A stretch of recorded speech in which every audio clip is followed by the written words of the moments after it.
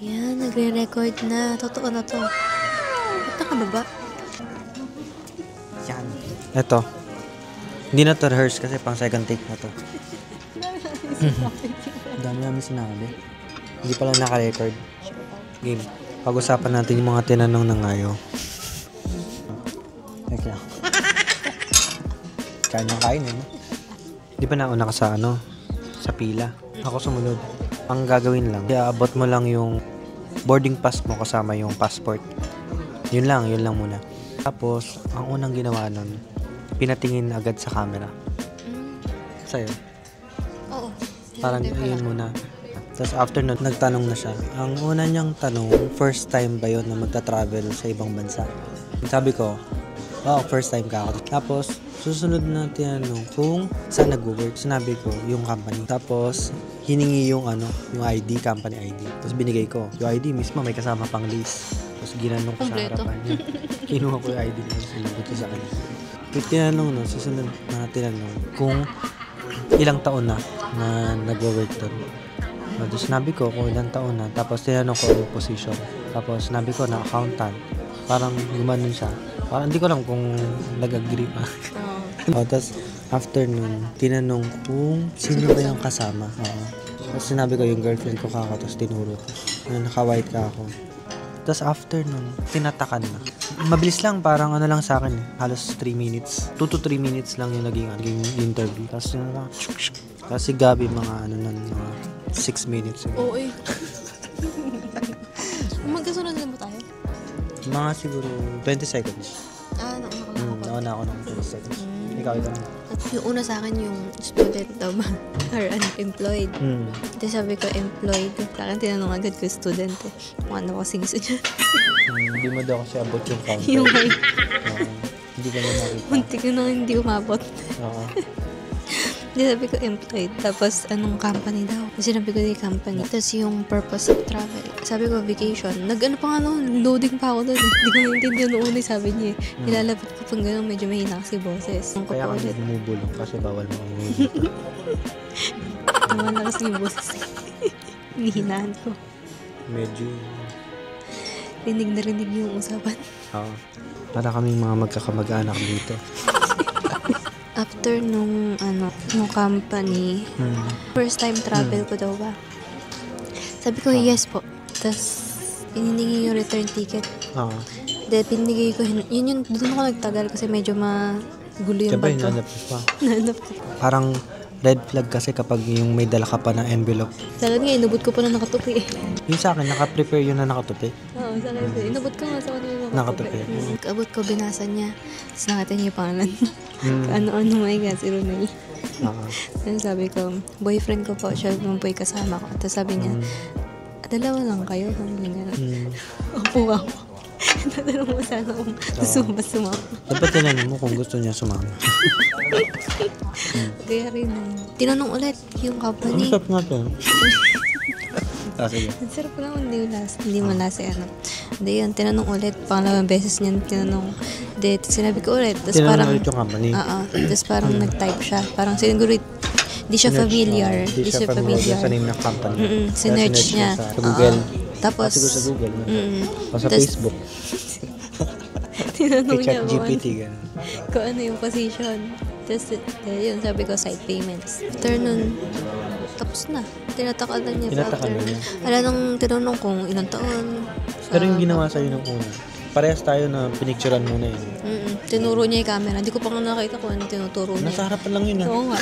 Layo ng tingin ko. Taktutok na pala sa akin. Oo. Dahil yung una, tapos yun. Yung itsura kasi nung parang counter na immigration, parang yung kapag magbabayad kayo ng tuition fee sa eskwelahan, yung parang may butas sa taas, yung parang sa bibig, tapos mayroong butas sa ilalim, doon yung iaabot yung mga documents, parang ganun. Tapos yung camera nun, nandun sa may butas para pag magsasalita ka. Hindi mo sila mauubuhan. Ano to? Yan. Salad sticks na 1,000 Highland dressing. Focus ka. Yan. Itong Greek. Pwede pala yun.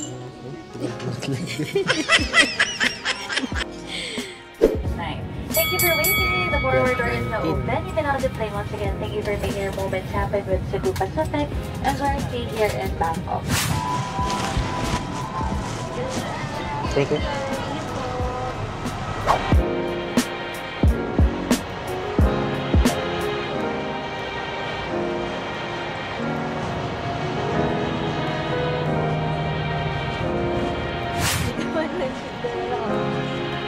Jacket? Lamig. Ang lamig. Nanginginig ako. Ako naka-jacket eh.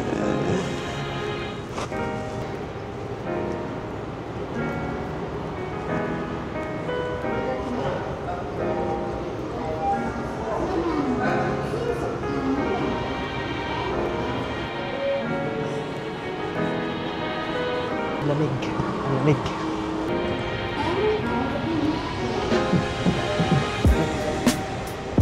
Wala namang tinanong sa immigration. Nag-ano lang. Fingerprint saka picture. Bilis lang. Wala pang 1 minute. Baggage claim.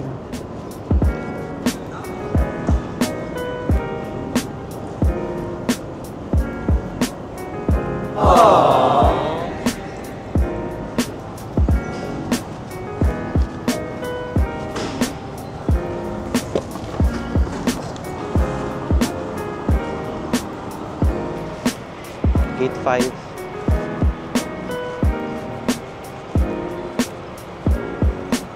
Sa wakas yan, ang klok.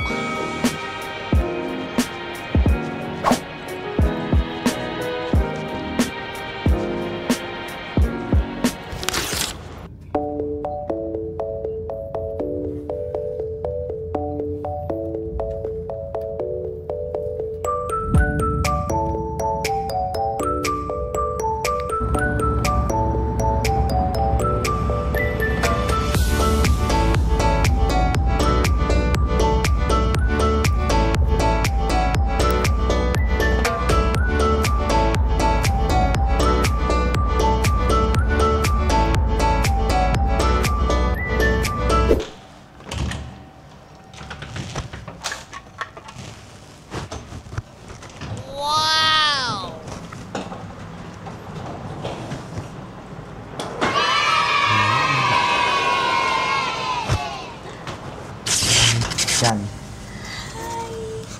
Ano oras na? 4. 4:10 AM ngayon sa Bangkok. 5 na ngayon sa Pilipinas. Totoo na yan dito. Oo. Ito na yung oras. Oras ngayon sa Bangkok. 4:10 ng umaga. Tapos nakababa tayo ng airport ng 2:40. Tagal yung papunta. Parang umalis tayo ng apartment 5:30, tapos nakarating tayo ng airport ng 6:30. Tapos nag-check-in, mabilis lang yung check-in, mga pumila lang ng siguro mga 10 minutes. Parang siguro lang, nasa 10 minutes. Tapos yung immigration, medyo mahaba yung pila pero mabilis naman kasi maraming naka-open na yung mga booth. Tapos yung pagtatanong sa immigration, ayun, mabilis lang din eh. Parang, konti lang yung tinanong parang mga 2 to 3 minutes lang yung inabot. Tapos, after nun, nag-lounge. Yung sa lounge, yung sa extension, hindi masyadong maganda. Kasi, parang madumi na yung mga upuan. Pero dun sa main, main lounge talaga nung Pugs, maluwang, oo. Maganda yung mga upuan. Dun naman sa food, parang same lang naman. Same lang yung food.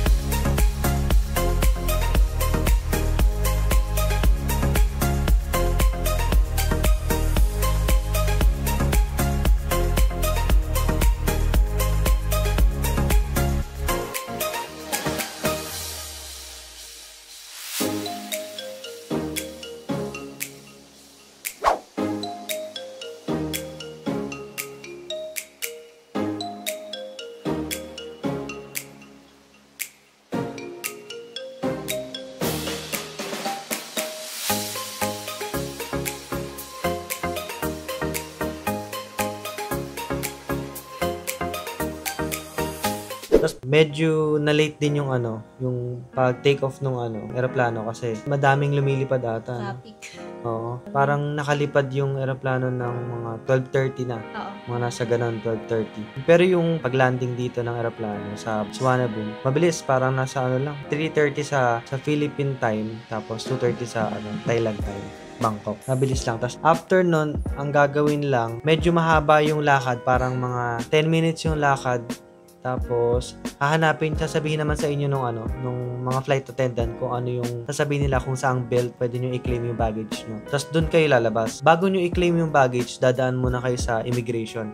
Pero sa immigration, mabilis lang naman kasi ang gagawin lang, fingerprint saka picture. Ibibigay nyo lang yung passport nyo, tapos fingerprint and picture. Tapos, kukunin nyo na yung baggage nyo kung may check-in kayo. Pagkatapos nyo kunin yung baggage nyo, lalabas na kayo dun sa customs. Dun kayo pupunta sa no declaration kung wala naman kayo i-declare. Paglabas nyo doon na yung, kunwari, meron kayong in-avail sa Klook na airport transfer. Doon mga naghihintay yung mga airport transfer na Klook. Kung nag-avail kayo sa Klook ng SIM card, ayun, doon din yun. Saka yung SkyTrain, yung Rabbit card, ang location nung Klook counter para doon sa SIM card, saka sa Rabbit card, nandun siya sa gate 1. Paglabas nyo ng customs, right kayo, tapos pinakadulo, nandun yung yung Klook counter. Doon sa sa SIM card, mas maganda doon kung tatry nyo na agad yung SIM para makikita nyo kung gumagana na. Tapos doon sa Rabbit card, medyo nagkaroon lang ng problema doon kanina kasi expired na daw yung binili namin na card. Pero yung voucher, hindi siya expired. Yung kukunin daw kasi namin na card, expired na daw. So, ang pagkakaintindi ko doon,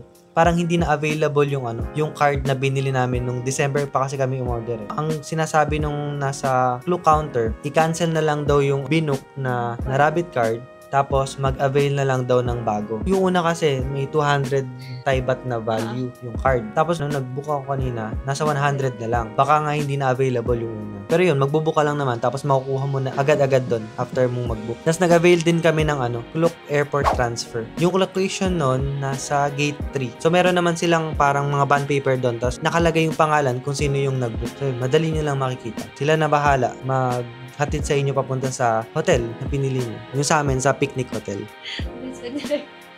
Oh, yun.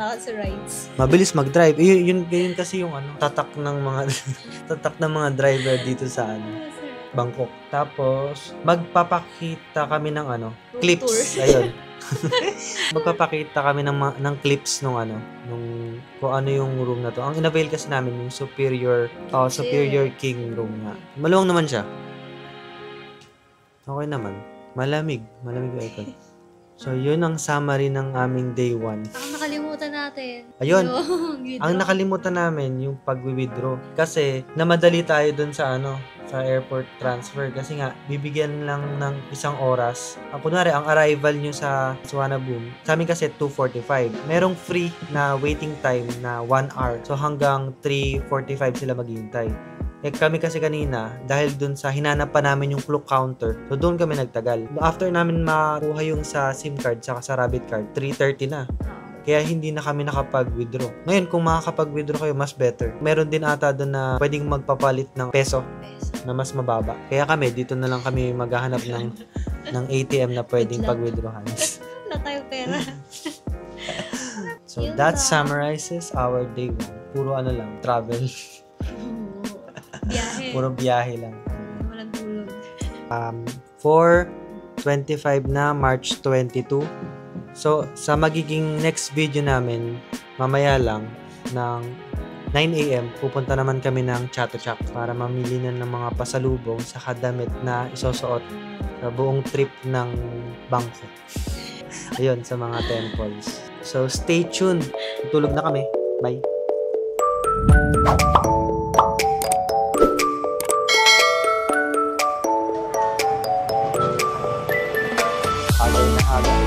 Pad Thai.